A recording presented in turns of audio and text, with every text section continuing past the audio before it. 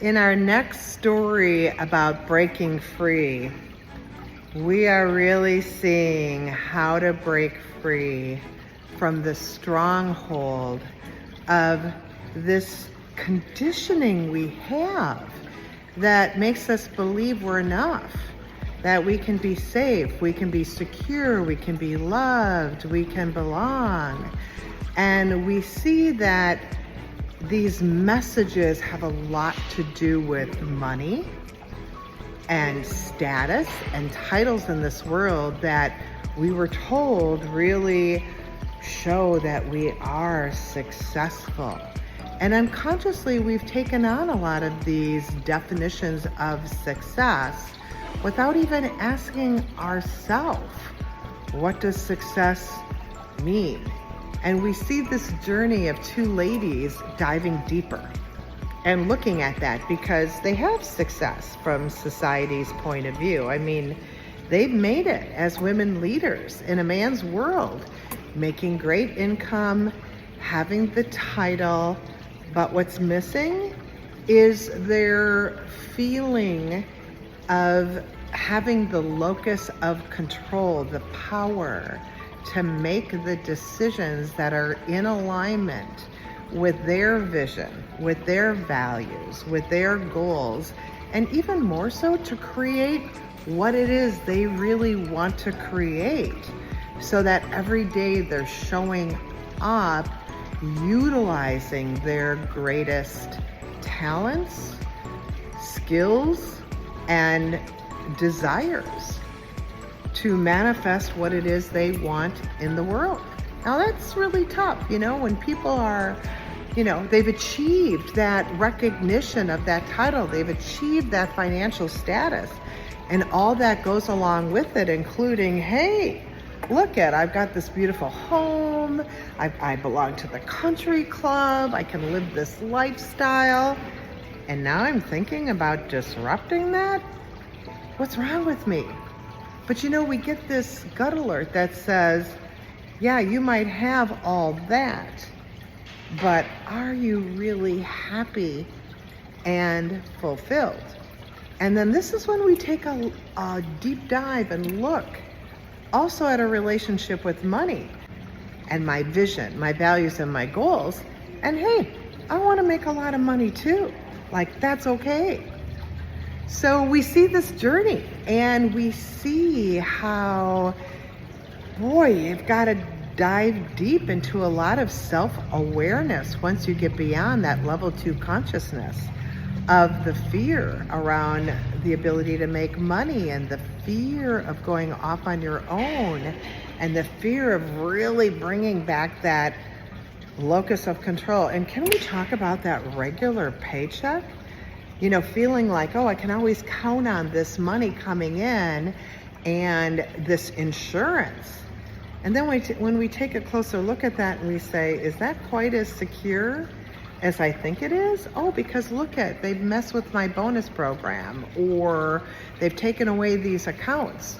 And maybe that's all an illusion around safety and security. So the deep dive really becomes looking at, who am I? And again, these lessons of, do I think I'm enough to go off on my own? And what is it I really want? And how might I get there? It's interesting when we're stuck with the golden handcuffs, this belief that the safety and security is out here, and the love and belonging comes from the status and the title. And we begin to take a deep dive into what it is we want to create. It's as though that level 2 consciousness keeps sneaking up in our mind and saying, little missy, who do you think you are anyway? How are you going to make that kind of money? And what do you know? And what about the competition? And all the fears that we have show up.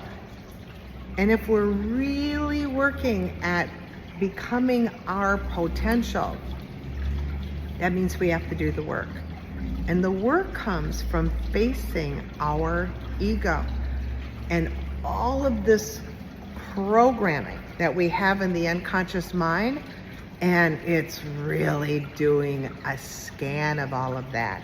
So instead of resisting it and pushing it down and pretending it's not there and trying to muscle up, that's that grandiose ego strength again, right?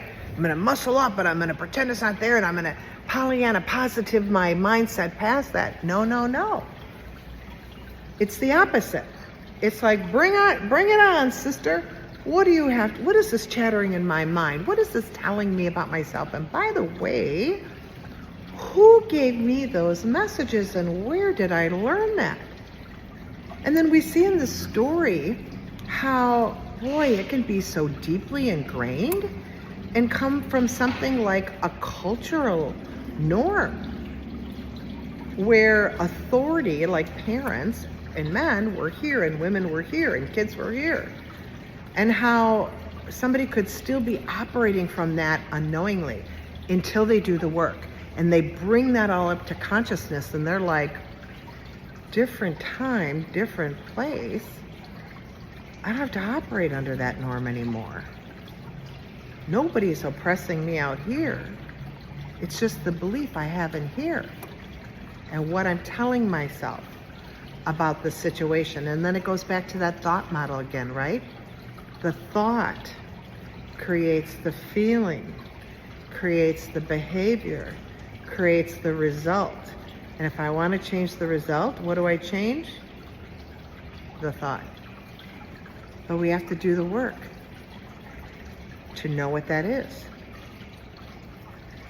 to become self-aware, to detach from that old storyline and step in a new way.